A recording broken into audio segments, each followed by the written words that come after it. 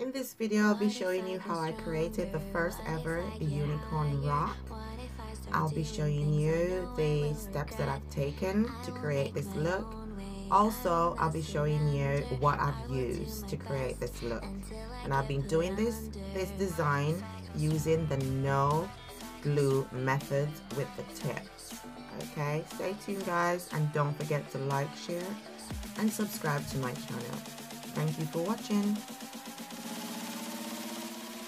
So here I'm using the Nice and Easy brush. Yes, you heard right. The Nice and Easy color dyeing brush you use for your hair. I'm using it to create these unicorn rock nails. Right. So I'm just going in and blending the colors and trying to make the colors the way I want it. And then I use the easy brush, Nice and Easy brush, to make my rock impressions. What I'll do is I'll continue doing that until it starts to become tacky. And here I have done it too dark, so I'm using the brighter color. But this was the first time I did this nail, so I thought let me just put it in the video that you can see what I did, the range of colors and how I got it to looking like it was like faded. So I used the Nice and Easy color dyeing brush from the kit, and I use that to make the rock impression. So what you do is you just put the acrylic on, dab it, keep on dabbing it on until it starts to dry, and then it starts to get a bit peaky. Then you know you're doing the rock. So here I'm just going in to place the tips onto my nails, and I've measured the tips, making sure they're a little bit smaller than your natural nails. You'd have to hold the tip into place while you attach it to your nail, making sure that all the acrylic around the cuticle area is all gone. Similar to the dual form, but you're not going to take this off. So I'm just making sure the nails are well secured, and I'll do this across the 4 fingers. Here I'm coming in close up to show you what I mean by making the tip smaller than your natural nails.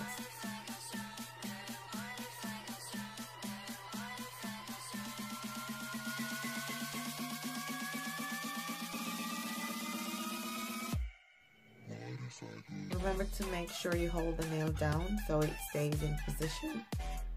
And I've done that across the 4 fingers.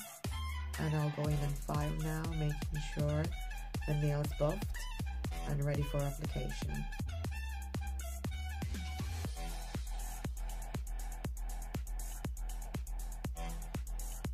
So here I'm going in with 2 colors. I'm using CJP. I'll start to do like the marble effect or a fade effect. So I'll use 3 colors. I'm going in with the pink, the purple, and the blue. And I'll fade this in just slightly, and then I'll use the Nice and Easy brush to make the indentions of the rock effect. So I'll do this on the nail.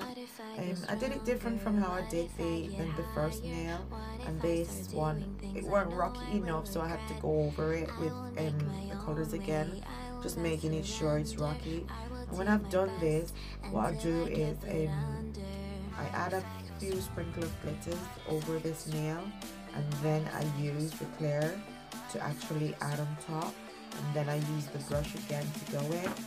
But how I clean the brush is every time I use it, I swirl it on a piece of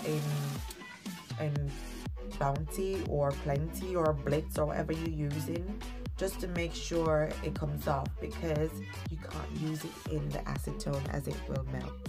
Then I use the base of the brush to create the indentions on the ring finger. Then I'll be going in with the white to fill that area, because I'm doing the block technique as well. And then I'll be using the colors on top again.